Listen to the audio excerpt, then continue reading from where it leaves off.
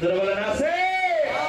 আমার বন্ধুগণ, যত আমল করো, যত বন্দেগী করো, বাবারে যদি বাবা এক নাই বাবা, এই সুন্নার কোনো মূল্য নাই। যারা বলেন ঠিক কিনা? আল্লাহ বলে বান্দা রে, তুমি বহু আমল করেছো, বহু তুমি আমি আল্লাহকে ডেকেছো, কিন্তু আমার হাবিবুল্লাহ নবীকে ভালোবাসো না। এ আমল ছিল। যারা বলেন ঠিক কিনা? আবার দিয়ে বলা যাবে ঠিক কিনা?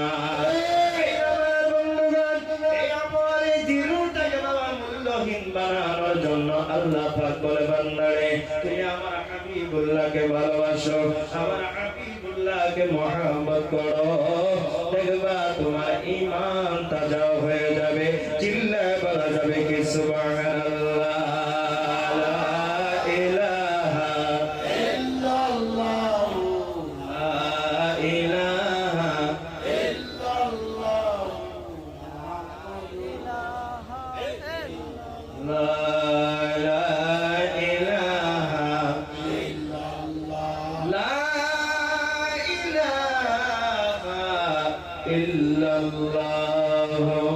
মুহাম্মাদুর রাসূলুল্লাহ সাল্লাল্লাহু আলাইহি ওয়াসাল্লাম। আমার বাবার আমার কোনো কষ্ট হচ্ছে? কষ্ট হয়েছে কি? না খারাপ লাগছে? যদি খারাপ লাগে কেন বলবেন, ইনশাআল্লাহ ছেড়ে দেব। যদি আমার পরে আরো সুন্দর একজন বক্তা আছে, সুদূর কলকাতা থেকে আগত, যারা বলেন ঠিক না? তিন আবার শোনা দরকার আছে কিনা? দুই হাত উঠায় বলেন আছে কিনা? বহুত দূর থেকে আসছে, আমরা তো জনগণ ডিস্ট্রিক্ট থেকে আসছি, আর একজন বরপেটা থেকে আসছে, আর একজন কলকাতা থেকে আসছে, অনেক দূর থেকে। তার ওয়াজটা আপনাদের বেশি প্রয়োজন। যারা বলেন ঠিক না? আমার বন্ধুগণ, এ মুসলমান, নবী আমার কেমন নবী, আল্লাহ কেন নবীকে মেরাজ করাইলেন? আল্লাহ বলে এই জন্য আমার হাবিবুল্লাহকে আমি মেরাজ রুজুতে নিয়ে আসলাম। জগতের এমন কিছু মানুষ হবে যারা বলবে আমার নবীর পাওয়ার নাই, আমার নবীর পাওয়ারলেস, আমার নবী সাধারণ, আমার নবী কিছুই জানে না। এই জন্য আমি আল্লাহ রাব্বুল ইজ্জত, আমি আমার হাবিবুল্লাহকে মেরাজে নিয়ে আসলাম। চিল্লায় বলা যাবে কি সুবহানাল্লাহ।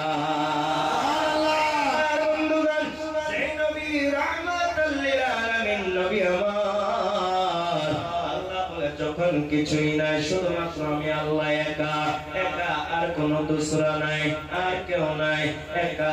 কুল হুয়াল্লাহু আহাদ, আমি আল্লাহ একা, আর কোন দুসরা নাই। তখন আমি আল্লাহ প্রকাশ হতে চাই। আমি প্রকাশ কেমনে ভাবে হব? নিজে নিজেকে প্রকাশ করা যায় না। যারা বলেন ঠিক কিনা?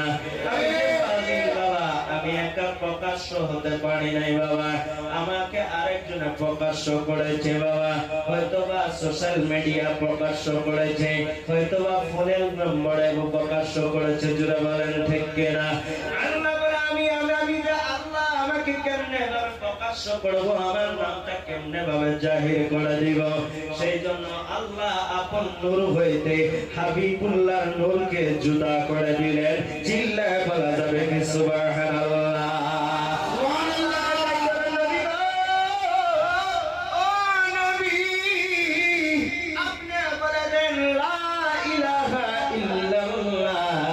আমি আল্লাহ বলবো মুহাম্মাদুর রাসূলুল্লাহ।